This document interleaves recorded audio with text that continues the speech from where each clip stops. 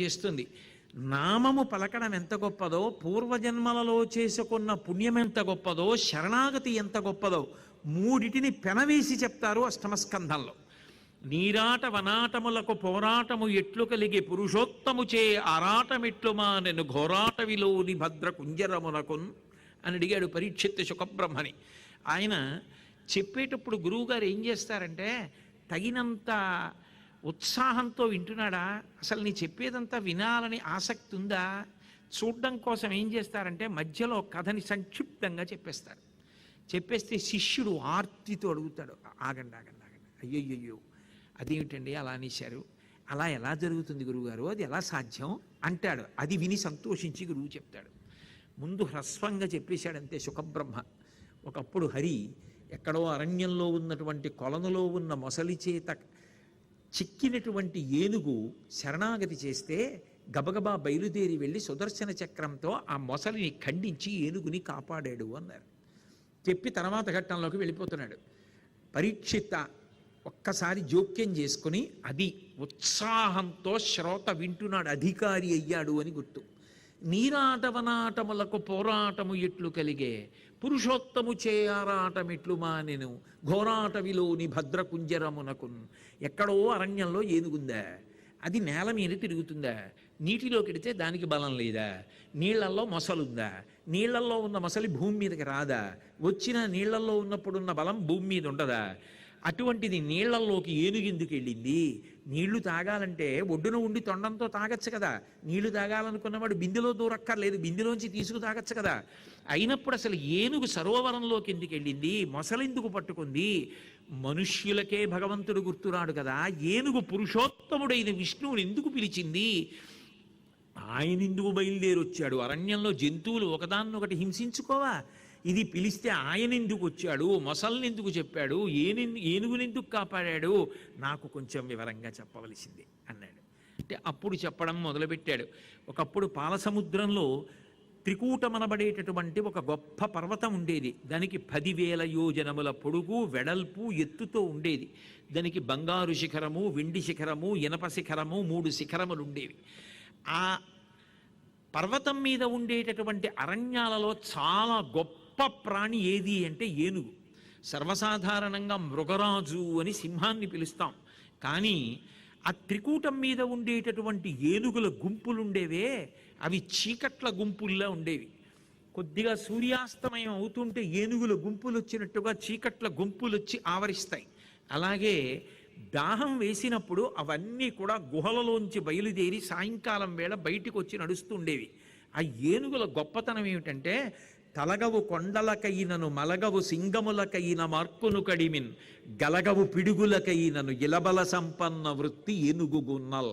ఏమీ ఆంధ్రీకరించారండి పోతన గారు. వేరొక్కసారి ఆయన పాదాలకి శిరస్సు పాటించి నమస్కారం. ఎంత గొప్ప ఏనుగులంటే అవి తలగవు కొండలకైనను, కొండ అడ్డొస్తే మేము కొండ పక్క నుంచి వెళ్ళడం ఏమిటి అని కొండ శిఖరాన్ని తమ కుంభస్థలంతో బద్దలగొట్టి పెడతాయి కానీ పక్క నుంచి వెళ్ళవుట, అంత పొగరబోతు ఏనుగులవి. తలగవు కొండలకైనను మలగవు సింగములకైన మార్కును కడిమిన్. సింహం కల్లోకి వస్తే ఏనుగు చచ్చిపోవాలి, అలాంటిది సింహం ఎదురొస్తే ఆ ఏనుగు దాంతో యుద్ధం చేయడానికి సిద్ధపడుతుంది, కవ్విస్తుందట సింహాన్ని రమ్మని. అంత పొగరు కలిగినటువంటి ఏనుగులు. మలగవు సింగములకైన మార్కొను కడిమిన్ గలగవు పిడుగులకైనను. పిడుగుపడి పెద్ద చప్పుడు వస్తే ఏమిటా చప్పుడైన ఆకాశం వంక తిరిగి ఎదురు తిరిగి ఘీంకరిస్తుందిట. గలగవు పిడుగులకైనను ఇలబల సంపన్న వృత్తి ఏనుగు గున్నల్. ఎంత పెద్ద మాట వేశారో. ఇంత బలం భూమి మీద ఉంటేనే, ఇంకొక భూతమునందు పనికిరాదు. అగ్నిలో కానీ, వాయువులో కానీ, ఆకాశంలో కానీ, నీటిలో కానీ ఏనుగు బలం ఉండదు. పైగా ఏనుగు బలమే ఏనుగుకి ప్రతిబంధకం. దాని ఒళ్ళే దాని బలం, దాని బరువే దాని బలం. అందుకే అది ఎక్కువ ఎగరలేదు, అంగుళం కూడా ఎగరలేదు. ఎందుకంటే దాని ఒంటి బరువు దానికి ఎక్కువ. అసలు రహస్యం అంతా వేరు గజేంద్రమోక్షణ కథలో. అది నేను ఎక్కడో మధ్యలో అవకాశం వచ్చినప్పుడు ప్రస్తావన చేస్తాను. కాబట్టి తలగవు కొండలకైనను మలగవు సింగములకైన మార్కును కడిమిన్ గలగవు పిడుగులకైనను ఇలబల సంపన్న వృత్తి ఏనుగు గున్నల్. ఎంత గొప్పగా వర్ణించారంటే పోతన గారు. ఆ ఏనుగుల గుంపులు వస్తుంటే పెద్ద పులి ఏదైనా అలా వెళ్ళిపోతుంటే ఇవన్నీ అడ్డు నించుని అది వెళ్లకుండా దారి అడ్డేసి దాన్ని ఆడిస్తాయిట. అది భయపడిపోయి ఎటు పారిపోదామా అని చూసేట్టు చేస్తాయిట. అంతంత భయంకరంగా అంత ఎత్తున ఉంటాయిట. ఏదో గురువాయూరులో రాత్రిపూట కృష్ణ పరమాత్మ ఊరిరిగింపు వస్తాయి భద్రగజాలు, అంతంత ఎత్తునుంటాయి. అంతంత ఎత్తు కన్నా ఇంకా పెద్ద ఎత్తు అయినటువంటి ఏనుగుల గుంపులు, దానికి ఒక నాయకుడు, దానికి ఒక గొప్ప ఆ రాజు ఎన్ని లక్షల మందో పరివారం, అంత పరివారం, అంతమంది భార్యలతో ఆయన ఉంటాడు. ఒక్క భార్యలే 10,00,00,000 10,00,00,000 మంది భార్యలు ఆయనకి. అంటే ఆయన ఎంత బలవంతుడో, ఇక పరివారం ఎంత ఉంటుందో ఆలోచించండి. అటువంటి ఏనుగుల గుంపులు వస్తుంటేట సాయంకాలం వేళ నీళ్లు తాగడానికి పులుల మొత్తంబులు పొదరిండ్లలో దూరు ఘోరభల్లూకముల్ గుహలసొచ్చు భూదారములు నేల బొరియలలో దాగు హరిదంతములకేగు హరిణచయము మడుగులలో దాగు మహిష సంఘంబులు గండశైలంబుల కపులబాకు వాల్మీకముల సొచ్చు వనభుజంగంబులు నీలకంఠంబులు నింగికెగయు వెరచి చామరీమృగంబులు వీచువాల చామరముల విహరణ శ్రమమువాయ భయద పరిహేల విహరించు భద్రకరుల గాలి సోకిన మాత్రాన జాలినుంది అన్నారు. ఆ ఏనుగుల గుంపులు వస్తుంటేట పులులన్నీ కూడా పారిపోయి పొదరిళ్లలో దాక్కుంటాయిట. ఈ ఇలుకుబంట్లన్నీ కూడా పరిగెత్తుకుంటూ వెళ్ళిపోయి ఎక్కడో గుహల్లోకి వెళ్ళిపోతాయిట. భూదారములు నేల బొరియలలో దాగు అడవి పందులన్నీ గోతులు తీసుకుని గోతుల్లో దూరిపోతాయిట. భూదారములు నేల బొరియలలో దాగు హరిదంతములకేగో హరిణచయము దిగ్గజములు ఉండేటటువంటి ప్రదేశం వరకు, భూమి చివర వరకు పారిపోతాయిట లేళ్ళు జింకలు ఆ ఏనుగులు చూస్తే. అంతేకాదుట మడుగుల దొరబారు మహిష సంఘంబులు దున్నపోతులన్నీ నీళ్ల మడుగుల్లోకి వెళ్ళిపోయి కనపడకుండా నీళ్లలో దూరిపోయి పడుకుంటాయిట. గండశైలంబుల కపులుపాకు కొండల మీద ఉన్న పెద్ద పెద్ద శిలల మీదకి కోతులన్నీ ఎక్కేసి కూర్చుని కిచకిచలాడుతూ ఉంటాయిట ఆ ఏనుగుల గుంపులు చూసి భయపడిపోయి. వాల్మీకముల చొచ్చు వనభుజంగంబులు పెద్ద పెద్ద నాగుపాములు కూడా భయపడిపోయి ఏనుగులు వచ్చేస్తున్నాయని గబగబా పాకుతూ వెళ్ళిపోయి కలుగుల్లోకి వెళ్ళిపోతాయిట. నీలకంఠంబులు నింగికెగయ్యం, నిజానికి నెమలంత ఎత్తి ఎగరదు, కానీ నెమళ్ళు ఆకాశానికి ఎగిరిపోతాయిట ఇవి వస్తున్నాయని. పాపం చామరీ మృగం ఎక్కడికి పోతుంది? చామరీ మృగానికి పెద్ద తోకుంటుంది, కుచ్చు, దాని వెంట్రుకలు తీసే చామరం చేస్తారు. ఆ చామరం భగవంతుడికి వేస్తే ఆయనకి అలసట తీరుతుంది. అందుకే మనం అభిషేకం పూజ అంతా చేశామనుకోండి, ఆయనకి కొంత బడలిక కలుగుతుంది. ఆ బడలిక పోవడానికి రాజోపచారాల్లో చామరం వేస్తారు. అది చామరీ మృగం యొక్క వెంట్రుకలు. ఆ చామరీ మృగాలు ఏం చేసాయంటే పారిపోలేక తోకలు బరువు కదూ, అందుకని ఏనుగులు వస్తుంటే మేము భగవంతుడికి మా వెంట్రుకలు తీసి చామరం చేసి చామరం వేస్తారు, మేము మా తోకలు ఎత్తి మీకు చామరాలు వేస్తాం, మమ్మల్ని ఏం చేయకండి. తోకలు ఎత్తి ఏనుగులకి చామరాలు వేస్తాయిట. వెరచి చామరీ మృగంబులు వీచువాల చామరముల భయద పరిహేల విహరించు భద్రకరుల గాలి సోకిన మాత్రాన జాలినుంది. ఆ ఏనుగుల గాలి తగిలేటప్పటికీ చామరీ మృగాలు కూడా అంత భయపడిపోతాయి. అంత గొప్ప ఏనుగుల గుంపు. ఇవి అన్నీ కూడా యథేచ్ఛగా పరమ సంతోషంగా ఎంతో ఆనందంగా గడిపేస్తున్నాయి. ఆ గడిపేస్తున్నటువంటి సమయంలో ఏనుగులన్నీ నీళ్ల కోసం బయలుదేరి వెళ్ళిపోతున్నాయి. ఈ మధ్యలో ఈ రాజు మిగిలినటువంటి భార్యలందరితో కలిసి సరసల్లాలపాలు ఆడుకుంటూ వాళ్లతో కలిసి సంతోషంగా గడుపుతూ వాళ్ళ తొండాలతో తన తొండం పెనవేస్తూ కనపడినటువంటి పువ్వుల గుత్తులు చిగురుటాకులు కోసి భార్యల నోటికి అందిస్తూ విలాసంగా నడుస్తున్నాడు. నడవడంలో మిగిలినటువంటి ఏనుగుల గుంపుల నుంచి విడిపోయాడు. ఈయన ఒక్కడే మిగిలిపోయాడు. విశేషమైనటువంటి దాహం వేస్తోంది. ఎక్కడో అక్కడ నీళ్లు తాగాలి వెతుక్కుని మొత్తం మీద తన పరివారం అంతటితో కలిసి ఒక సరోవరం దగ్గరికి వెళ్ళాడు. పరమాద్భుతమైనటువంటి రీతిలో ఉంది ఆ సరోవరం. తుమ్మెదలన్నీ జంకారం చేస్తున్నాయి. అందులో అరవిరిసినటువంటి పద్మములు, ఆ పద్మములలోంచి పుప్పుడి నీళ్లల్లో కలిసింది. ఈలా లవంగ గనసార సుగంధి తీర్థం దివ్యం వియచ్చరితి హేమ ఘటేషు పూర్ణం అంటారే, అలా పూల పుప్పుడితో కలిసినటువంటి నీరు సరోవరంలో ఉంది. సువాసనాభరితంగా తీయగా ఉన్నటువంటి నీళ్లు, ఒడ్డున ఉన్నటువంటి అనేకమైనటువంటి ఫలపుష్పములతో కూడుకున్నటువంటి చెట్లు, వాటి మీద కూర్చొని సంగీతం పాడుతున్నటువంటి తుమ్మెదలు, ఆ నీళ్లలో ఉన్నటువంటి కప్పలు, చేపలు, ఎండ్రకాయలు, ఇవన్నీ ఇంత గొప్పగా ఎంతో సంతోషంగా కంటికి నదరగా ఉంది ఆ సరోవరం. ఆ సరోవరం దగ్గరికి ఈ ఏనుగుల యొక్క నాయకుడు వెళ్ళాడు. వెళ్ళినవాడు ఒడ్డున నిలబడి తొండంతో నీళ్లు జుమ్మని లాగి తాగచ్చు. కానీ ఆయనకి అందులోకి దిగాలనిపించింది. పైగా ఏనుగుకున్న లక్షణం ఏమిటంటే అప్పుడు స్నానం చేస్తుంది, అప్పుడే మట్టి చల్లుకుంటుంది. పైగా వచ్చేటప్పుడు ఎక్కడెక్కడ మట్టి తీసి మీద చల్లుకుంటూ వచ్చాయి. అందుకని ఆ చల్లటి నీటిలోకి దిగాయి. తుండంబుల పూరించుచు గండంబుల చల్లుకొనుచు గళగళ రవముల్ బెండుకొన వలద కడుపుల నిండన్ వేదండ కోటి నీటిన్ త్రాగెన్. ఎంత గొప్పగా చెప్పారో పోతన గారు. తొండంబుల పూరించుచు ఆ నీళ్లు తొండం పెట్టి జూహన్ లాగి తొండంబుల పూరించుచు గండంబుల చల్లుకొనుచు తాగేసాయి. కడుపు నిండా నీళ్లు, దాహం తీరిపోయింది, వెళ్ళిపోవచ్చుగా, ఎక్కేయచ్చుగా. ఏదో వెంకటాచలంలో పుష్కరిణి స్నానానికి వెళ్ళినవాడు ముందు పుణ్యం కోసం దిగి ఆ తర్వాత అందులో ఆటలు మొదలెట్టినట్టుగా అందులో ఆటలు మొదలెట్టి ఆ నీళ్లు తీసి ఒక ఏనుగు ఇంకొక ఏనుగు యొక్క గండస్థలం మీద చల్లుతోంది. ఆ చల్లడం కూడా జ్యూస్ అని చల్లుతూ ఉంటే ఆ తొండంలోంచి నీటి ధారలు వచ్చి కడుతున్నాయి.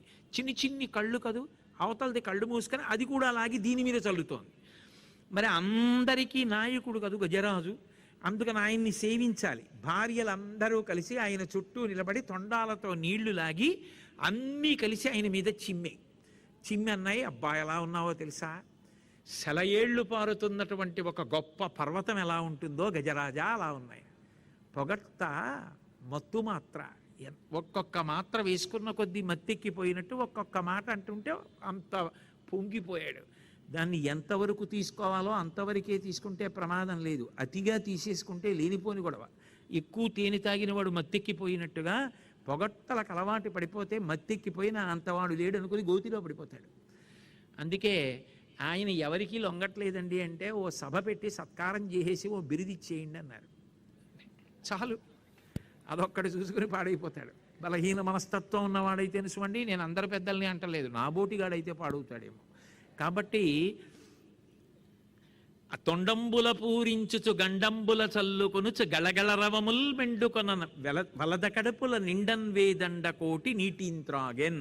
పెద్ద పెద్ద తొట్లలా ఉన్న కడుపుల నిండా నీళ్లు తాగేసి ఆయన మీద నీళ్లు పోసి సెలయేర్లు పారుతున్న కొండలా ఉన్నావయా అన్నారు కొంతమంది భార్యలు. మిగిలిన వాళ్ళు ఊరుకుంటారేమిటి, మరి వాళ్ళేనేమిటి నీళ్లు పోసి అక్కడికి ఆయన యొక్క ఆదరభావాన్ని పొందేవాళ్ళు. అందుకని మిగిలిన వాళ్ళు ఏం చేశారంటే తామర పువ్వులు కోసి తీసుకొచ్చి ఆయన మీద పెట్టి, ఈ తామర పువ్వులతో ఉన్న నిన్ను చూస్తే సహస్రాక్షుడైన ఇంద్రుల్లో ఉన్నావు తెలుసా అన్నారు. వెంటనే మిగిలిపోయిన వాళ్ళు వచ్చి ఆ పువ్వులన్నీ తీసి అవతల పారేశారు. వాళ్ళకి శ్రీకాళహస్తి నుంచి అదే అలవాటు. తీసి అవతల పారేసి ఆ తామర తూళ్ళన్నీ తీసుకొచ్చి మీద వేశారు. పువ్వులు పిడితే కాదు, ఈ తూళ్ళు వేసుకుంటే ఎలా ఉన్నావో తెలుసా, సర్పభూషణములను ధరించిన పరమేశ్వరుల్లా ఉన్నావు అన్నారు. మిగిలిన వాళ్ళు చూశారు, ఆ తూళ్ళన్నీ తీసేసి ఇవన్నీ కాదు, తామర పూలలో ఉన్న పుప్పుడి జల్లారు. బంగారము గైరికాది ధాతువులతో ప్రకాశిస్తున్న నల్లని పర్వతంలా ఉన్నావయ్యా గజరాజా అన్నారు.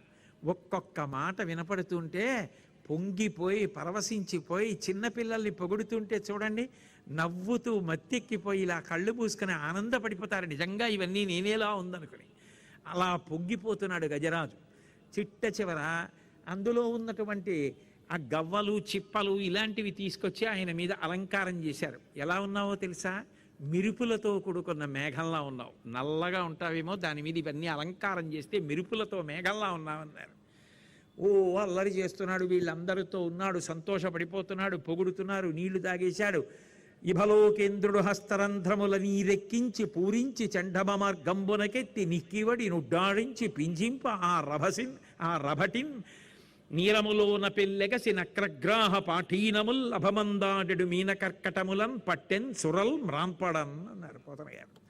ఇభలోకేంద్రుడు హస్తరంధ్రముల నీరెక్కించి పూరించి చండమ మార్గంబునకెత్తి నిక్కివడి నుడ్డాడించి పింజింప.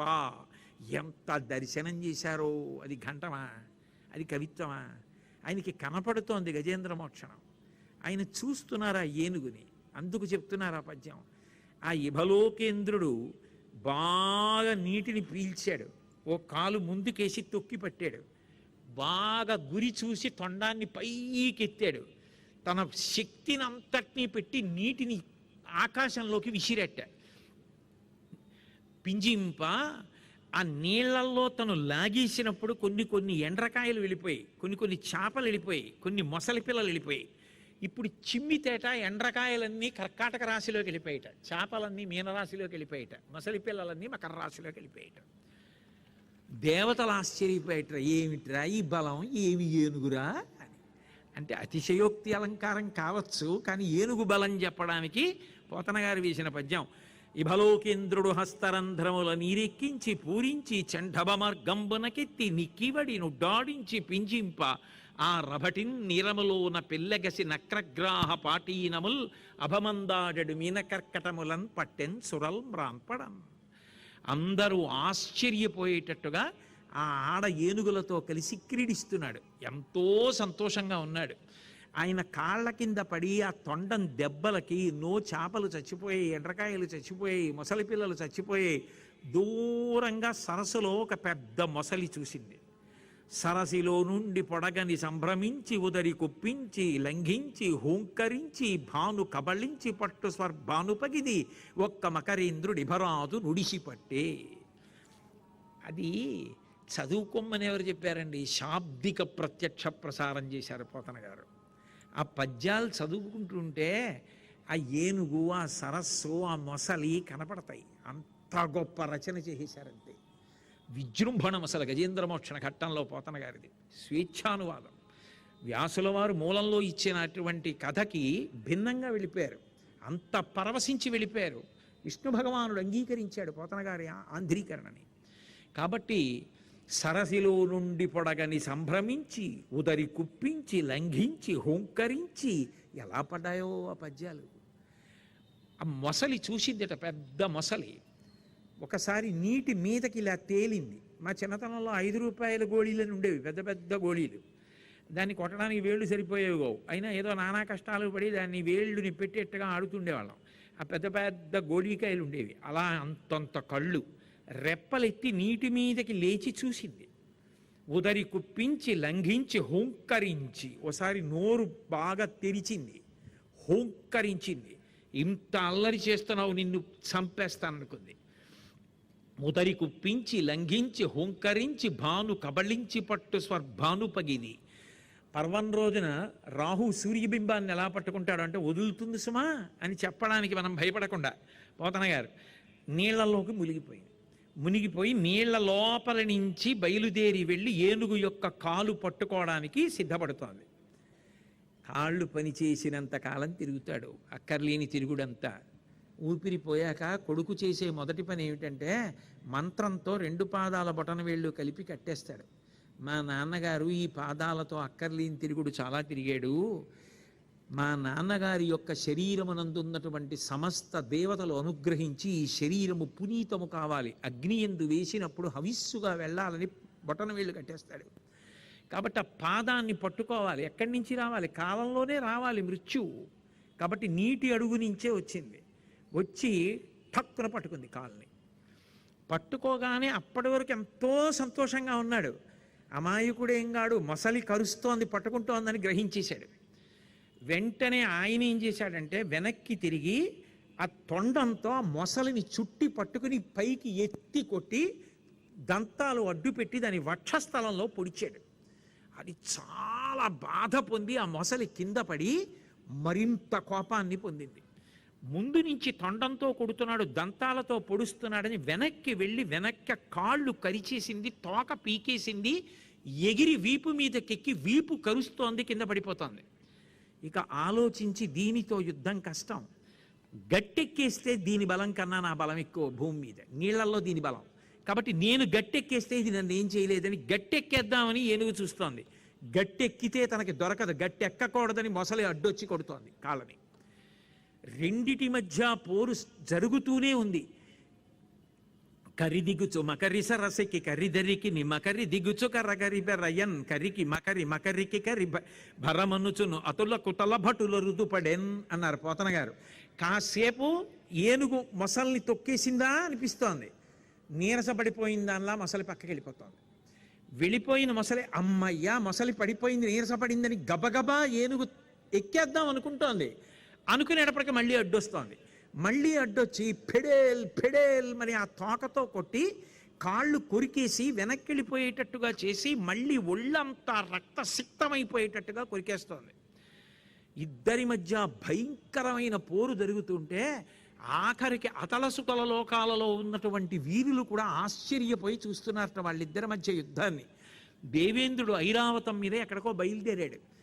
నా జాతిలో పుట్టిన ఏనుగు ఇంత యుద్ధం చేస్తుంటే చూడ్డం మానేసి నిన్ను ఎక్కించుకు తిప్పనా అని ఇంద్రుడిని కింద పారేసి ఆ ఏనుగు, ఆ ఐరావతం ఏమో ఈ ఏనుగు యుద్ధం చూడ్డానికి పోయింది. మకరితోడ పోరు మాతంగ విభుని ఒక్కరినిడించి పోవ కాళ్ళు రాక కోరి చూచుచుండే కుంజరీయూధంబు మగలు తగులు కారె మగువలకును వెర్రి వదిలిపోవడానికి పద్యం అక్కడి చాలు పోతన గారు ఇచ్చింది. ఎందుకని అంటే మకరితోడ పోరు మాతంగ విభుని. ఇంతకాలం ఎవరైనా ఇంత పరివారం, ఇన్ని కోట్ల మంది, ఇన్ని లక్షల మంది భార్యలు ఇప్పుడేమయ్యారు? మీరు నన్ను అన్యథా అనుకోకండి. ఇంటెన్సివ్ కేర్ యూనిట్లో పడుకుని ఒంటికి గొట్టాలన్నీ పెట్టేసిన తర్వాత తలుపేసేస్తే అందరూ అద్దంలోంచి చూసి వెళ్ళిపోయేవాళ్లే. 15 రోజులు 20 రోజులు అయిపోతే ఏమైనా అయితే చెప్పండి అని వెళ్ళిపోతారు. వదిలి వెళ్ళలేక పేరంటానికి కూడా వెళ్లకుండా తనేమీ చేయలేకపోయినా, బాధ పంచుకోలేకపోయినా భార్య మాత్రం అక్కడికే అన్నం తిప్పించుకు తిని పడుకుంటుంది. పడుకుని ఏం చేస్తుంది పిచ్చి తల్లి? బాధ తీసుకుంటుందా? తీసుకోదు. కానీ మగులు తగులు కారే మగువలకును ఆ బ్రహ్మముడు అలాంటిది బాగుండదు. ఆవిడ పేరంటానికి వెళ్ళిపోతే అందుకని ఆవిడ పడుకుంటుంది. ఆవిడ ఉంటే ఒకవేళ అలా ఆయన పడుకుంటాడు. ఏం చేస్తాడు పెద్ద ఆయన? ఆవిడకి అలా ఉంటే ఆయన ఎక్కడికో పెళ్ళికో పేరంటానికో ఉపన్యాసాలకో పెడితే బాగుంటుంది ఏంటి? అందుకని ఆయన అక్కడే పడుకోవాలి. అది వాళ్ళిద్దరికీ ఇప్పుడు ఇది బ్రహ్మముడే. మిగిలిన వాళ్ళు ఉంటారు, వెళ్ళిపోతారు, దానికి ఉంది. అందుకే ఏమైపోయారు ఈ పరివారం? అందుకన్నాడు అప్పుడు, నానానేక పయూధముల్ పెద్ద కాలంబు వనంబులో సన్మానింపన్ దశలక్ష కోటి కరణీనాథుండనయ్యుండి మద్దానాంభ పరిపుష్ట చందన లతాంత ఛాయలందుండలేక నిరాశ ఇటేల వచ్చితి భయం బిట్లు కదే ఈశ్వరా అన్నాడప్పుడు. ఎందుకు వచ్చిన పని చేశాను అసలు? నేను ఎంత గొప్పవాణ్ణి! నానానేక పయూధముల్ వనములోనన్ పెద్ద కాలము సమ్మానింపన్ దశలక్ష కోటి కరణీనాథుండనయ్యుండి 10 లక్షల కోట్ల మంది భార్యలకి భర్తని. అంటే పరివారం ఎంత పరివారం! దశలక్ష కోటి కరణీనాథుండనయ్యుండి మద్దానాంభ పరిపుష్ట చందన లతాంత ఛాయలందుండలేక నేను దానాలు చేసినప్పుడు ఇదం నమమ అంటూ విడిచిపెట్టిన నీళ్లు ఏరులై ప్రవహిస్తే గంధపు తోటలు మొలిచాయి. వాటి నీడలో పడుకోకుండా ఎందుకు వచ్చింది? ఇక్కడికి వచ్చాను నీళ్లు ఒడ్డు నుండి తాగక ఎందుకు దిగినట్టు, ఎందుకు మొసలి చేత చిక్కినట్టు. ఇప్పుడు ఎవరు నన్ను రక్షించేవాళ్ళు? అందరూ వెళ్ళిపోయారు. ఎవరి ఆకలి వాళ్ళది, ఎవరి గొడవ వాడిది, ఎవరి ఉద్యోగం వాడిది, ఎవరి మానాన వాడు వెళ్ళిపోయాడు. ఒక్క ఉండేది ఎవరు అంటే వాళ్ళొక్కళ్ళే ఉన్నారు, భార్యలు. మకరితోడపోరు మాతంగ విభుని ఒక్కరినిడించిపోవ కాళ్ళు రాక కోరి చూచుచుండే కుంజరీయూధంబు మగలు తగులు కారే మగువులకును. ఏమి పద్యం అండి పోతన గారిది! వెర్రి కాల్చేయడానికి పద్యం ఒక్కటి చాలు, బాగా పట్టుకోగలిగితే. ఎందుకు వచ్చిన అల్లరి? నువ్వు చేసిన పాపం పుణ్యం తప్ప నీతో వచ్చేవి ఏమి ఉండవు సుమా, తస్మాత్ జాగ్రత్త జాగ్రత్త అని చెప్పడానికి ఆ పద్యం చాలు. అయితే ఇందులో చమత్కారం ఏమిటంటే అసలు కథా ప్రారంభంలోనే త్రికూటము అన్నారు. త్రికూటము అంటే సత్వరజస్తమో గుణములతో కూడుకున్నటువంటి ఈ శరీరమే త్రికూటము. దీనికి బంగారు శిఖరము, వెండి శిఖరము, ఇనప శిఖరము ఉన్నాయి. బంగారు శిఖరము అంటే సత్వగుణం, వెండి అంటే రజోగుణం, ఇనుము అంటే తమోగుణం. 3 శిఖరములు అంటే జాగ్రత్త స్వప్న సుషుప్తులు. మూడెంక మీద నడుస్తూ ఉంటుంది తత్వం. అందుకే త్రిపుర సుందరి అంటారు. భూత భవిష్యత్ వర్తమాన కాలములు అన్నీ 10,000 యోజనములే. ఎంతకాలమైనా ఏం చేస్తాడు? ఇంద్రియములు లేచుంటే లేచున్నాడు, పడుకున్నాడు. స్వప్నం వచ్చిందంటే ఇంకా మనసు నిద్రపోలేదు. ఆ తర్వాత మనసు కూడా ఆత్మలోకి వెళ్ళిపోయింది, సుషుప్తిలోకి వెళ్ళిపోయాడు. మళ్ళీ తెలివి వచ్చింది, జాగృతిలోకి వచ్చాడు. మళ్ళీ పడుకున్నాడు, కల వచ్చింది, స్వప్నంలోకి వెళ్ళాడు. మళ్ళీ గాఢ నిద్రలోకి పోయాడు, సుషుప్తిలోకి వెళ్ళాడు. మళ్ళీ తెలివి వచ్చింది, జాగృతిలోకి వచ్చాడు. ఎన్నాళ్ళైనా 3లో తిరుగుతాడు. ఇవాళ కాసేపటికి భూతకాలం అయిపోతుంది, వెళ్ళిపోయిన కాలం. మళ్ళీ భవిష్యత్తు మీద ఆశ, జరుగుతున్న వర్తమానం బాగుండాలని కోరుకుంటాడు. భూత భవిష్యత్ వర్తమాన కాలములు. కాసేపు సత్వగుణం ప్రశాంతంగా ఉంటాడు, కాసేపు ఏదో కోరిక రజోగుణం, కాసేపు నిద్ర తమోగుణం. ఈ మూడిటిలోనే తిరుగుతూ ఉంటాడు. అందుకే మూడే శిఖరాలు. అది త్రికూటం. అది ఎక్కడో ఉండదు. కూటం అంటే అజ్ఞానం, ఇక్కడే ఉంది. ఈ శరీరంలో ఉన్న జీవుడు, వీడు ఎన్ని కోట్ల జన్మలెత్తాడో. సంసారం అంటే ఏదో కాదు, జనన మరణ చక్రం, మృత్యువు. దాంట్లో పడిపోతూ ఉండడం, మళ్ళీ పుడుతూ ఉండడం. పునరపి జననం పునరపి మరణం పునరపి జనని జఠరే చైనం జిహ సంసారే బహుదుస్తారే కృపయాపారే పాహిమురారే. పుడుతుండా చస్తుండా, పుడుతుండా చస్తుండా, తిరుగుతుండా.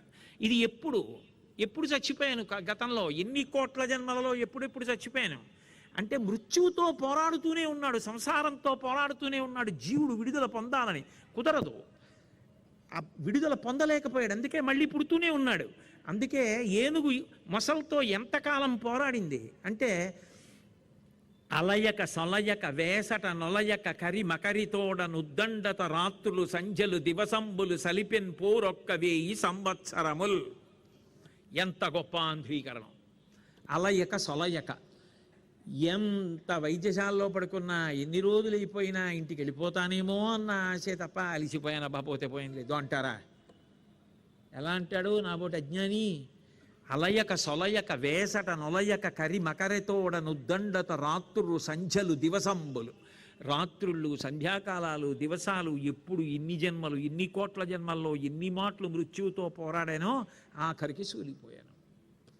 సలిపెన్ పోరొక్క 1000 సంవత్సరముల్. 1000 అంటే సంస్కృతంలో సహస్రం, సహస్రం అంటే అనంతం, లెక్కకందనిది. 10,00,000 కోటి కరణీనాథుండనయ్యుండి. 10 లక్షల కోట్ల మంది భార్యలు. ఎవరికి? జీవుడికి. ఇవాళ ఈ శరీరంలో ఉన్నాడు. ఇప్పుడు ఈ జన్మలో నాకు ఒక ధర్మపత్ని ఉంది, ఇక్కడికి రాలేదు కానీ ఉంది. కానీ ఈ జీవుడు వేరొక శరీరంలో ఉన్నప్పుడు అప్పుడో భార్య ఉంది. ఎన్ని కోట్ల జన్మలు ఎత్తానో, అన్ని కోట్ల జన్మలలో అంతమంది భార్యలు ఉన్నారు, అంతమంది పిల్లలు ఉన్నారు, జీవుడికి ఉన్నారు. ఇప్పుడు ఈ జీవుడు ఈ శరీరంలోకి వచ్చాక ఒక ధర్మపత్ని ఉంది, ఈ శరీరంలోకి వచ్చాక కొంతమంది పిల్లలు ఉన్నారు. మళ్ళీ ఇంకో శరీరంలోకి పోతే ఎదురింట్లోనే పుట్టినా తెలియదు, వీళ్ళు నా పిల్లలే ఒకప్పుడని తెలియదు. కాబట్టి 10,00,000 కోటి కరణీనాథుండనయ్యుండి మద్దామాంభ పరిపుష్ట చందలకాంత ఛాయలందుండలేక నీరాశ ఇటేల వచ్చితి భయం బెట్లో కదే ఈశ్వర. జీవుడు తిరుగుతూనే ఉన్నాడు, కష్టపడుతూనే ఉన్నాడు. సంసారం మృత్యువు నుంచి విడుదల పొందాలి, ఇక చావకూడదంటే ఇక పుట్టకూడదు. కానీ ఏది సంసారం నుంచి విడుదలేది? ఆ పాపాలు పుణ్యాలు ఓపిక ఉన్నంతకాలం చేస్తూనే ఉన్నాడు, మళ్ళీ అనుభవించడానికి మళ్ళీ పుడుతూనే ఉన్నాడు, మళ్ళీ సంసారం, మళ్ళీ మగ్గుతున్నాడు, మళ్ళీ సత్వరజస్తమో గుణాలు, మళ్ళీ జాగ్రత్త స్వప్న సుషుప్తులు, మళ్ళీ భూత భవిష్యత్ వర్తమాన కాలాలు, మళ్ళీ సత్వరజస్తమో గుణాలు, ఆ శిఖరం మీదకి ఈ శిఖరం, ఈ శిఖరం నుంచి ఆ శిఖరం, అన్ని 10,000 యోజనాలు తిరుగుతూనే ఉన్నాడు. ఇదే బాగుందనుకుంటున్నాడు, మళ్ళీ చచ్చిపోతున్నాడు, మళ్ళీ పుడుతున్నాడు. అదే సంసార భ్రమణ పరితాపోపశమనం అంటారు భగవద్భక్తి అయితే శంకరులు. ఇది గజేంద్ర మోక్షణం. అందుకే గజ అంటే జగ, తిరగేయండి. గజ ఏనుగు, జగ తిరగేస్తే జగ జగత్ అంతటి కథ ఇందులో ఉంది. ఏనుగు నడ్డు పెట్టి చెప్తున్నాం. జరగలేదా? జరిగింది. కానీ ప్రతిరోజు పారాయణ చేయండి, నిత్య పారాయణ చేయండి అని ఎందుకన్నారంటే గజేంద్ర మోక్షణాన్ని మన కథే కాబట్టి గజేంద్ర మోక్షణం రోజు చదువుకుంటే వెర్రి విరిగిపోయి భగవంతుని యందు భక్తి నిలబడుతుంది అన్నారు. కాబట్టి పాపం ఆయన చేసే పోరు ఆయన చేస్తున్నాడు, కష్టపడుతున్నాడు అంతా. ఆఖరికి ఎముకలన్నీ విరిగిపోయి, ఎందుకంటే లేచి కొట్టేస్తోంది తోకతో. ఆ కొట్టినప్పుడల్లా ఎముకలు విరిగిపోయి తోక అంతా కొరికేసింది, కడుపు అంతా కొరికేసింది. వైద్యశాలలో ఉన్న తర్వాత ఇంకా ఏం తినడానికి ఏముంటుంది, నోట్లో గొట్టం పెట్టి ఎక్కిస్తుంటే కడుపు కొరికేలా. కాబట్టి కడుపు కొరికేసింది, తోక కొరికేసింది, వీపు కొరికేసింది, ఎముకలు విరిగిపోయాయి, సంధిబంధములు జారిపోయాయి. ఎవ్వరూ లేరు, ఏమైనా అయితే చెప్పండి అని వెళ్ళిపోయారు. ఎవరికైనా అంతే కదా, ఓ రోజు చూస్తారు, 2 రోజులు చూస్తారు, 15 రోజులు చూస్తారు, 20 రోజులు చూస్తాడు. వాడు అమెరికాలో ఉద్యోగం చేసుకుంటున్నవాడు వాడు మాత్రం ఎన్నాళ్ళు ఉంటాడు? బాబయ్య అంతగా ఏమైనా అయితే చెప్పు బాబయ్య, ఎన్నాళ్ళు ఉద్యోగం వదిలేస్తానని వాడు తుర్రుమంటాడు. వాడు మళ్ళీ ఏమైనా అయితే అంటే దాని అర్థం ఏంటి? కాబట్టి ఎవరుంటారు? ఆవిడ ఒక్కతే ఉంటుంది అంతే. మకరితోడపోరు మాతంగ విభుని ఒక్కరి నిడించిపోవ కాళ్ళు రాక కోరి చూచుచుండే కుంజరీయుధంబు మగలు తగులు గారే మగువలకను. అందుకని ఆవిడే ఉండాలంతే. కాబట్టి అలాగే చేస్తున్నాడు యుద్ధం. పాపం మొసలి దానికి చాలా అణువు ఏర్పడిపోయింది, ఇంకా ప్రతిఘటించగలిగిన శక్తి ఏనెక్కిపోతోంది. పాదద్వంద్వము నేలమోపి పవనున్ బంధించి పంచేంద్రియోన్మాదంబున్ పరిమార్చి బుద్ధిలతకున్ మారాకు హత్తించి నిష్కేద బ్రహ్మ పదావలంబనరతిన్ క్రీడించు యోగీంద్రు మర్యాదన్ అక్రమ విక్రమించ కరి పాదాక్రాంత నిర్వక్రమై.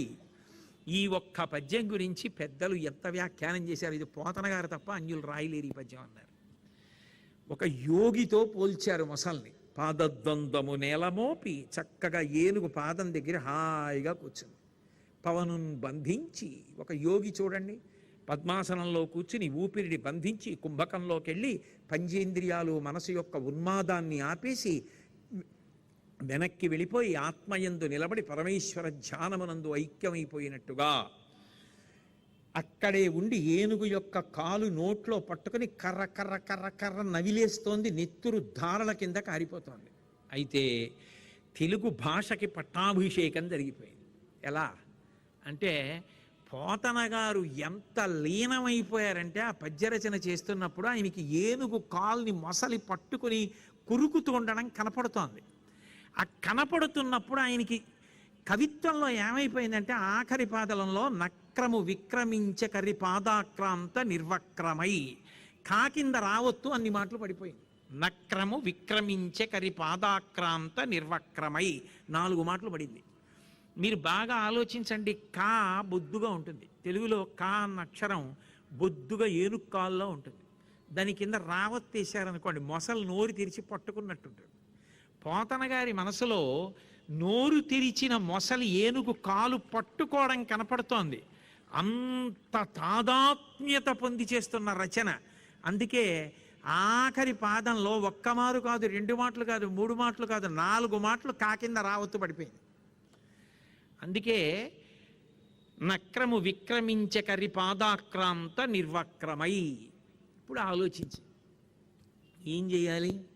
అయిపోయింది ఓపిక. అందరూ గట్టెక్కేశారు. అంతమంది వచ్చి తొండంతో కొట్టేస్తే మొసలేమైపోతుంది అని మాత్రం నన్ను అడగద్దు. ఎందుకంటే అంతమంది వచ్చి కొట్టేసేది అది కాదు. ఎవడికి వాడు అనుభవించవలసిందే. ఎవడి జ్వరం వాడిదే, ఎవడి టైఫాయిడ్ వాడిదే, ఎవరి డెంగ్యూ వాడిదే. పక్కవాడు వచ్చి కొట్టడానికి ఉండదు, అందులో పంచుకోవడానికి ఉండవు. కాబట్టి ఆ ఏనుగే అనుభవించాలంతే. కాబట్టి ఇప్పుడు ఆయన ఏం చేస్తాడు? ఆలోచించాడు. పృథుశక్తిన్ గజమాజలగ్రహముతో పెక్కేండ్లు పోరాడి సంశిథిలంబై తనలావు వైరి బలమున్ చింతించి మిథ్యామనోరథమింకేటికి దీని గల్వ సరిపోరంజాలరాదంచు ఇట్లనే పూర్వపుణ్య ఫల దివ్య జ్ఞాన సంపత్తితోన్. అందుకొచ్చా 6వ స్కంధంలోంచి 8వ స్కంధంలోకి అందుకు దూకే. పూర్వపుణ్యఫల దివ్య జ్ఞాన సంపత్తితోన్. పూర్వజన్మలో చేసుకున్న పుణ్యం వల్ల ఒక విషయం జ్ఞాపకానికి వచ్చింది ఏనుక్కి. ఏమిటి జ్ఞాపకానికి వచ్చింది అంటే పృథుశక్తిన్ గజమాజలగ్రహముతో పెక్కేండ్లు పోరాడి సంశిథిలంబై, భూమి మీద ఉంటే మాత్రమే బలంగా ఉండగలిగినటువంటి ఏనుగు నీటిలోకి దిగినప్పుడు తనకి అంత బలం ఉండదని తెలుసుకుని నీటిలో ఉన్నప్పుడు విశేష బలాన్ని పొందగలిగినది మొసలన్న విషయాన్ని రూఢం చేసుకుని ఇక నీటిలో ఉండి తాను మొసలితో యుద్ధం చేసి మొసలి నోటిలోంచి కాలు విడిపించుకొని గట్టెక్కలేను బ్రతకలేనన్న విషయం బాగా స్పష్టమైపోయిన తరువాత ఈ గట్టు మీద ఎక్కేసిన వాళ్ళు కానీ గట్టెక్కి వెళ్ళిపోయిన వాళ్ళు కానీ తిరిగొచ్చి అందరూ కలిసి నా బాధ పంచుకుని నన్ను ఈ సంసారము నుండి మృత్యువు నుంచి విడుదల చెయ్యరని బాగా తెలుసుకున్నవాడై ఇప్పుడు నన్ను కాపాడేవాడు ఎవరైనా ఉన్నాడా, కాపాడతాడా అని ఆలోచించి ఒక్కసారి జ్ఞాపకానికి వచ్చింది. ఉన్నాడు ఉన్నాడని అంటూ ఉంటారు భగవంతుడు. ఇప్పటిదాకా అది ఎప్పుడు పూజ చేయలేదు, అది ఎప్పుడు పిలవలేదు. కానీ పూర్వపుణ్యఫల దివ్య జ్ఞాన సంపత్తితో ఎప్పుడో పూర్వజన్మలో చేసింది పుణ్యం, అది ఇప్పుడు జ్ఞాపకంగా మారింది. ఉన్నాడు భగవంతుడు అని జ్ఞాపకానికి వచ్చింది. జ్ఞాపకానికి వచ్చి భగవంతుణ్ణి పిలిచింది. పిలిచినప్పుడు చమత్కారం ఏమిటంటే అది ఏ పేరు పెట్టి పిలవాల. రామారా, కృష్ణారా, సీతారా, పార్వతీరా, శివారా, సుబ్రహ్మణ్యారా, వినాయకారా అంటే తెలిసిపోతుంది, వచ్చేస్తారు. అది ఏ పేరు పెట్టకుండా పోనీ భగవంతుని యొక్క గుణములా అంటే అలాగా మాట్లాడకుండా నన్ను వచ్చి భగవంతుడు కాపాడాలంతే. వ్యాసుల వారు మహానుభావుడు మూలంలో అంటారు, తస్మై నమఃపరేశాయ బ్రహ్మణే అనంతశక్తయే అరూపయోరు రూపాయ నమ ఆశ్చర్యకర్మణే నమ శాంతాయ ఘోరాయ మూఢాయ గుణధర్మిణే నిర్విశేషాయ సామ్యాయ నమో జ్ఞానఘనాయ చ క్షేత్రజ్ఞాయ నమస్తుభ్యం మహాధ్యక్ష సాక్షిణే పురుషాయ ఆత్మమూలాయ మూల ప్రకృతయే నమః సోహం విశ్వసృజం విశ్వమవిశ్వం విశ్వవేదసం విశ్వాత్మానం పరం బ్రహ్మ ప్రణతోస్మి పరమం పదం యోగరంధిత కర్మాణో హృదియోగ విభావతే యోగినోయం ప్రపశ్యంతి యోగీశం తం నతో స్పృహం నమో నమస్తే కిల కారణాయ నిష్కారణాయ అద్భుత కారణాయ సర్వాగమన్నాయ మహార్ణవాయ నమోపవర్గాయ పరాయణాయ అంటారు. వ్యాసుడు మూలంలో ఎలా చెప్పారో యథాతథంగా అంధీకరించారు పోతన గారు. ఎవ్వని చే జనించు జగమెవ్వని లోపల నుండు లీనమై ఎవ్వని ఎందుడిందు పరమేశ్వరుడెవ్వడు మూల కారణం బెవ్వడు అనాది మధ్యలుడెవ్వడు సర్వము తానయైన వాడెవ్వడు వాని ఆత్మభౌ ఈశ్వరునే శరణంబు వేడెదన్. ఎవరి వలన ఈ సమస్త బ్రహ్మాండములు సృష్టింపబడుతున్నాయో, ఎవడు నిర్వహిస్తున్నాడో, ఎవడు మహాప్రళయంలో తనలోకి తీసుకుంటున్నాడో, ఎవడు నిరంతరము కాపాడతాడో, ఎవడు శాంతమూర్తియో, ఎవడు క్రోధమూర్తియో, ఎవరు భగవంతుడో, ఎవరు సచ్చిదానంద స్వరూపమో, ఎవడికి మళ్ళీ పుట్టడం అనేటటువంటిది లేదో, ఎవడు వికారములకు అతీతుడో, దేశకాలాతీతుడై సర్వకాలముల యందు ఆయన ఒక్కడు మాత్రం అలాగే ప్రకాశిస్తూ ఉంటాడో, ఎవరు సమస్త జీవుల యొక్క కర్మలను తెలిసి ఉంటాడో, దీనులు పిలిస్తే పలుకుతాడో, రక్షిస్తాడో, అటువంటి భగవంతుడు రావాలని నేను కోరుకుంటున్నాను. ఆ భగవంతుడు స్త్రీ పురుష నపుంసక మూర్తిను కాక తిర్యక్కమరనాది మూర్తిను కాక కర్మ గుణభేద సరసత్ప్రకాశి కాక వెనుకనన్నియుతానగు విభుతలంతో. నిజానికి ఆ పురుషుడు స్త్రీ కాడు, పురుషుడు కాడు, నపుంసకుడు కాడు, ఆయన ఏ లింగములకు సంబంధించినటువంటి వాడు కాడు, ఆయన కాంతి స్వరూపుడు, అంతటా పరివ్యాప్తమై ఉంటాడు. అటువంటి వాడు భక్తులు పిలిచినప్పుడు ఒక రూపాన్ని తీసుకుని వస్తాడని నేను విన్నాను. నర్తకొని భంగి పెక్కగు మూర్తులతో ఎవ్వడాడు మునులు దివిజులను కీర్తింప నేరెవరిని అట్టివాణిను తింటున్. ఒకే వ్యక్తి నాటకం వేసినప్పుడు కాసేపు కృష్ణుడిగా, కాసేపు కుచేరుడిగా, కాసేపు నారదుడిగా వేసినట్టే ఒకే భగవానుడు అనేక రూపాలతో ఏకత్వమేహ బహుధా భవభాసిలోకే నిశంకధీర్ వృషభకేతన మల్లినాథ శ్రీ భ్రామరి ప్రియ సుఖాశ్రయ లోకనాథ అన్నట్టుగా ఒక్క భగవంతుడే ఇన్ని రూపములను పొందుతున్నాడో, ఇన్ని రూపములను పొందుతున్నటువంటి ఆ ఒక్క భగవంతుడు ఎవరున్నాడో ఆయనని రమ్మని నేను కోరుకుంటున్నాను. ఆయన రావాలి, వచ్చి కాపాడాలి. లోకంబులు లోకేశులు లోకస్తులు తెగిన తుది అలోకంబగు పెంజీకటి కావల యవ్వండేకాకృతి వెలుగు అతని నేసేవింతున్. ఈ లోకాలని పరిపాలించే వాళ్ళు, లోకాలలో ఉన్నవాళ్ళు అందరూ కూడా మహాప్రళయమునందు కటిక చీకటి ఆవరించి సూర్యచంద్రులు కూడా లేకుండా నీళ్లతో నిండిపోతే, ప్రళయజలాలతో ఉండిపోతే, నామరూపాత్మకమైన జగత్తు నశించిపోతే, సూర్యచంద్రుల ప్రకాశం కూడా ఆగిపోతే, ఇతరుల ప్రకాశం అవసరం లేకుండా ఏ ఒక్కడు తనంత తాను ప్రకాశిస్తూ ఉండిపోతాడో అటువంటి వాడు నన్ను రక్షించడానికి రావాలని కోరుకుంటున్నాను. ఆయన రావాలి. ఎవరు రావాలి? 33 కోట్ల మంది దేవతలు ఎవరిని పిలుస్తున్నాడని ఆగిపోయారు. ఆయన పిలుస్తూ ఇన్ని చెప్పినటువంటి వాడు ఒక మాట అన్నాడు. కలడందురు దీనులయడ కలడందురు పరమయోగి గణముల పాలిన్ కలడందురు అన్ని దిశలను కలడు కలండెనడు వాడు కలడో లేడో అన్నాడు. సంశయాత్మ వినశ్యతి. అందరిలో ఉంటాడు, దీనుల ఎడల ఉంటాడు, పిలిస్తే పలుకుతాడు. ఎవరైనా బాధతో ఉండి స్వామి రక్షించు అంటే పరిగెత్తుకొస్తాడు. అంతటా ఉన్నాడని నేను విన్నానని ఒక్కసారి అంతటా కలయ చూశాడు. అన్నారు కానీ ఉన్నాడన్నారు కానీ ఆ ఉన్నాడన్నవాడు ఉన్నాడో లేడో అన్నాడు. కలడందురు దీదుల ఎడ కలడందురు పరమయోగి గణముల పాలిన్ కలడందురు అన్ని దిశలను కలడు కలండనెడు వాడు కలడో లేడో అన్నాడు. ఇక ప్రాణం పోయే స్థితి వచ్చేసింది, కురికేస్తోంది మొసలి. అప్పుడు శరణాగతి చేశాడు. శరణాగతి అంటే తన ప్రయత్నం అంతా విడిచిపెట్టేసి భగవంతుడే తనని కాపాడాలని మొరపెట్టుకుంటే, తన బలహీనత చెప్పి ఈశ్వరుణ్ణి రమ్మంటే శరణాగతి. అందుకని అప్పుడు భగవంతుణ్ణి పిలిచాడు. పిలుస్తూ అన్నాడు, కలుగడే నా పాలి కలిమిసం దేహింప కలిమిలే ములులేక కలుగువాడు నా కడ్డబడరాడినలిని సాధువుల చేబడి సాధువుల కడ్డుపడివాడు చూడడే నా పాటు చూపుల చూడక చూచువారల కృప చూచువాడు నీలతో నామరాలింపడే మరగుల మరలెరుంగుచు తన్ను మరగువాడు అఖిల రూపముల్ తన రూపమైనవాడు ఆది మధ్యాంతములు లేక ఎరలువాడు భక్త జనముల దీనుల పాలివాడు వినడే చూడడే తలపడే వెగరాడే.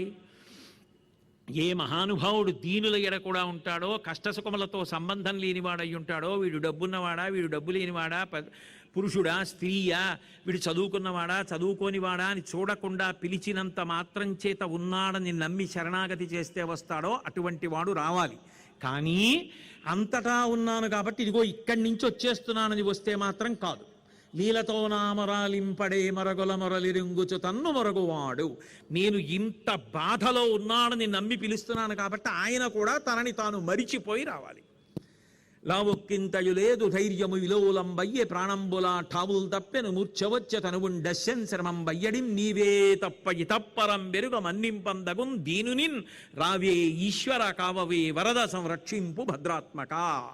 బలమంతా పోయింది, ప్రాణములు తమ తమ స్థానముల నుంచి లేచిపోతున్నాయి, ఊపిరాగిపోతోంది, ఇంద్రియ పటుత్వం సడలిపోయింది, స్మృతి తగ్గిపోతోంది, ఏమీ జ్ఞాపకం రావట్లేదు, ప్రాణములు శోషించిపోతున్నాయి. స్వామి నువ్వు ఎక్కడో ఉన్నావు అంటున్నారు, శరణాగతి చేస్తున్నాను, నువ్వు తప్ప నన్ను రక్షించేవాళ్ళు లేరు తెలుసుకున్నాను, నువ్వు బయలుదేరి రావలసిందే. ఓ కమలాప్త, ఓ వరద, ఓ ప్రతిపక్ష విపక్ష దూర, కుయ్యో ఓ మునియోగి వందిత, ఓ సుగుణోత్తమ, ఓ శరణాగతామరానోక, ఓ మునీశ్వర మనోహర, ఓ విమల ప్రభావ, రావే కరుణింపవే శరణార్థిని నన్ను కావవే. రావాలి నువ్వు శరణార్థిని, శరణాగతి చేస్తున్నా, నిన్ను నువ్వు మరిచిపోయి రావాలన్నారు. అక్కడ వరకు వెళ్ళింది పోతన గారి ఘంటం. నిన్ను నువ్వు మరిచిపోయి రావాలని పద్యం రాశాను కదా, ఎక్కడి నుంచి రావాలి పరమాత్మ? ఆగిపోయింది అప్పటి వరకు ఆగని కంఠం. ఏం చెయ్యాలో తెలియక ఆ గంటాన్ని అలా పెట్టేసి అమ్మ సంధ్యావందనం చేసుకొస్తానని కూతురికి చెప్పి గోదావరికి వెళ్ళారు. మళ్ళీ వెంటనే పోతన గారు వచ్చి అమ్మ పద్యం గుర్తొచ్చిందని రాసేశారు. మళ్ళీ విడిపోయారు. మళ్ళీ పోతన గారు వచ్చి అమ్మ ఈ పద్యాలు ఎవరు రాశారన్నారు. నాన్న నువ్వే కదా సంధ్యావందనానికనే అలా వెళ్ళి ఏదో గుర్తొచ్చిందని వచ్చి రాసావు కదా అన్నారు. అమ్మ నేను కాదమ్మా, నాకు స్ఫురించకపోతే నా రూపంలో రామభద్రుడు వచ్చి పూర్తి చేశాడనమాట, రామచంద్రమూర్తి పూర్తి చేశాడంటారు. ఎక్కడి నుంచి రావాలి అంటే అల వైకుంఠపురంబులో నగరిలో ఆమూల సౌదంబుదాపల మందార వనాంతరామృతసర ప్రాతేందు కాంతోపలోత్పల పర్యంక రమా వినోది యగు ఆపన్న ప్రసన్నుండు విక్వల నాగేంద్రవు పాహీ పాహీ అన కుయ్యాళించి సౌరంభియై. ఎక్కడో వైకుంఠంలో అమృత సరస్సు పక్కన ఉన్నటువంటి చంద్రకాంత శిలలతో చేయబడినటువంటి పాన్పు మీద చేతిలో తామర పువ్వు పెట్టుకుని దుద్దుగా చెవిలో తామర పువ్వు పెట్టుకున్నటువంటి వాడై లీలగా లక్ష్మీదేవి యొక్క పవిట కొంగు పట్టుకుని ఆడుకుంటున్నవాడు పైకి అరవలేక ఎక్కడో లోపల పాహీ పాహీ అని మూలిగిన ఏనుగు యొక్క కంఠాన్ని విన్నటువంటి వాడై భగవంతుడు శరణాగతి చేస్తే అలా వినగలడు. కాబట్టి పరుగు పరుగున రావాలని నిశ్చయం చేసుకున్నటువంటి వాడై బయలుదేరి వచ్చేస్తుంటే సిరికింజప్పడు శంఖచక్రయుగముంచేదో ఈ సంధింపడే పరివారంబును జీరణ భ్రగవతిన్ మన్నింపడాకర్ణికాంతరథం విల్లము చక్కనొత్తడు వివాద ప్రోద్ధిత శ్రీ కుచోపరి చేలాంచలమైన వీడడు గజప్రాణావనోత్సాహి అయి. లక్ష్మీదేవికి చెప్పడు, గరుత్మంతుణ్ణి పిలవడు, ఆయుధాల్ని రమ్మనడు, తనంత తాను ఒక్కడు బయలుదేరి వచ్చేస్తున్నాడు గబగబ గబగబ. ఆ మరిచిపోయి వచ్చేస్తూ ఉండడంలో నేను లక్ష్మీదేవి పవిట కొంగు పట్టుకుని ఆడుకుంటున్నాను, పవిట కొంగు వదిలేయాలన్న విషయం కూడా మరిచిపోయి వెళ్ళిపోతుంటే పవిట జారిపోతుందని ఆ తల్లి ఇలా అడ్డు పెట్టుకుని ఆయన వెనకాతలో పరిగెడుతోంది. తన వెంటన్ సిరి లచ్చె వెంట నవరోధవ్రాతమున్ దాని వెనక పక్షీంద్రుడును దాని పొంత ధను శంఖచక్ర నికాయంబును ధ్వజనీకాంతుడు నారదుండు తా వచ్చి రొయ్యన వైకుంఠ పరంబునన్ కలుగువా రాబాల గోపాలమున్. ఆయన వెళ్ళిపోతుంటే ఆయన వెనకాతల లక్ష్మీదేవి వెనకాతల శంఖం చక్రం గద పద్మం వీటితో పాటుగా నారదుడు తర్వాత అక్కడ ఉన్నటువంటి విశ్వక్సేనుడు గరుత్మంతుడు వీళ్ళందరూ కూడా పరివారం ఆకాశ మార్గంలో ఆయన వెంట వెళ్ళిపోతుంటే పట్టుకున్నటువంటి లక్ష్మీదేవి యొక్క పవిట కొంగు కూడా విడిచిపెట్టకుండా వెళ్ళిపోతున్నాడు. ఆయన బాగానే వెళ్ళిపోతున్నాడు కానీ లక్ష్మీదేవి వెళ్ళిపోతూ పడ్డ కష్టం ఇంత అంతా కాదుట. ఆవిడ వెళ్ళిపోతుంటే తాటంకాచలనమ్ముతో భుజనటద్ధంబిల్ల బంధంబుతో శాటీముక్త కుచంబుతో నధుడ చెంచెత్కాంతితో శీర్ణలలాటలేపనముతో మనోహర కరాలగ్నోత్తరీయంబుతో కోటీందు ప్రభతో ఉరోజభర సంకోచ ద్విలగ్నంబుతోన్ అంటారు. ఆ తల్లి తాటంకములు ఊగిపోతున్నాయిట, పెట్టుకున్న చెవులకు పెట్టుకున్న ఆభరణాలు. ఒక పక్క నుంచి పెద్ద కొప్పు, ఇంత కొప్పు ఉంటుంది ఆవిడికి, అందుకే అంతంత పెద్ద పూలు పెట్టుకుంటుంది. ఆ నడుస్తూ ఉండడంలో పవిట ఇలా పట్టుకు నడిస్తే భుజాలు ఇలా లేస్తుంటే కొప్పుకు అటు ఇటు తగిలి కొప్పు నృత్యం చేస్తోందిట. నడుం నకనకలాడిపోతోందిట, పెట్టుకున్న వడ్డాణం జారిపోతోంది. ఓ పక్క ఆయనేమో పవిట పట్టుకెళ్ళిపోతున్నాడు, ఇలా చేతులు పట్టుకుంది. నిటలాలకములంట నివురు ఝుంఝుమ్మని ముఖ సరోజము నిండ ముసురుదేంట్లు నలును లోపక జిల్క అలనల్ల చేరిన యోష్టబింబజ్యుతలొడియనురుకు సుఖములను తోల చెక్షుర్ మీనములకు మందాకిని పాఠీన లోకమిగుచు మీనపంక్తులు దాట మేతీగతో రాయ చంపాలతలు మింట సరణికట్టు శంపలను త్రోల చక్రవాకంబులు కుచియుగంబును త్రాకి కొవ్వు చూపు మెలత మగులు పిరిది మెరియుతీగను పోలి జలదువర్ను వెనుక చనిడినప్పుడు అంటారు పోతన గారు.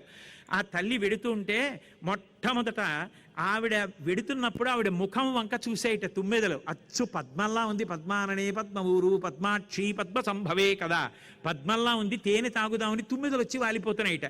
ఓ చేత్తో పవిట పట్టుకుని ఓ చేత్తో తుమ్మెదలు తోలుకుందిట. కొంచెం ముందుకు వెళ్ళేటప్పటికి ఆవిడ ఎర్రటి పెరివి చూసి దొండపండు అనుకుని చిలకలు వచ్చి కొరుకుతున్నాయిట. అయ్యయ్యో ఇది నా పెదివే, దొండపండు కాదని చిలకల్ని తోలిందిట. ఇంకొంచెం ముందుకు వెళ్ళేటప్పటికి ఆకాశగంగలో ఉన్న చేపలు ఆవిడ యొక్క కళ్ళు చూసాయిట. వక్రలక్ష్మీ పరివాహ చలన్మీనాభలోచన, చేపల్లా ఉంటాయి ఆ కళ్ళు. చిన్న చేపల్ని పెద్ద చేపలు తిందామనుకుని ఆకాశగంగలో ఉన్న చేపలు వచ్చి కళ్ళని కొరకబోతున్నాయిట. అయ్యో ఇవి నా కళ్ళు చేపలు కావని చేపల్ని తోలిందిట. ఇంకొంచెం ముందుకెళ్ళిందిట. మేఘాలు అనుకున్నాయిట, మెరుపుతీగా మేఘం వెళ్ళిపోతున్నాయి. ఇద్దరు నల్లగా ఎర్రగా ఉంటారు కదా, మబ్బు మెరుగుతీగా వెళ్ళిపోతున్నాయి. మనం వెళ్ళాలా ఉంది, ఇంద్రుడు ఆజ్ఞాపించాడని మెరుపులన్నీ వచ్చేస్తున్నాయిట. అయ్యో అయ్యో మెరుపులు రాకండి, నేను మెరుపుతీగని కాను లక్ష్మీదేవిని అందిట. ఇంకొంచెం ముందుకెళ్ళేటప్పటికి చక్రవాక పక్షులు చూసి తమ చక్రవాకాలే అనుకుని వచ్చి ఆమె యొక్క వక్షస్థలాన్ని గుద్దుకున్నాయిట. అయ్యో ఇవి చక్రవాక పక్షులు కావు, నా వక్షస్థలం అని చెప్పి చక్రవాక పక్షుల్ని తోలిందిట. ఇంత కష్టపడి వెడుతోంది ఆవిడ. ముందుకి అడుగేసి స్వామి ఎక్కడికి ఎడుతున్నారండి అని అడుగుదామంటే అసలు పలికితే కదా. ఇంకొంచెం 2 అడుగులు వేస్తే గబగబా వెళ్ళిపోతున్నాడు. కాళ్ళకి కాళ్ళు తగిలి పడిపోతుందేమో తెలియదు. వీళ్ళందరూనేమో వెనక నుంచి వస్తూ అమ్మా ఎక్కడికి ఎడుతున్నాడమ్మా, అసలు అడుగమ్మా, ఏమిటమ్మా, పరుగేమిటమ్మా అంటారు. అడుగుదామంటే ఆగడు. పోనీ ఇలా పిలుద్దామంటే పవిట పట్టుకుపోతున్నాడు, ఇలా చెయ్యి అడ్డు పెట్టుకుంది. పాపం ఎంత కష్టపడిందో.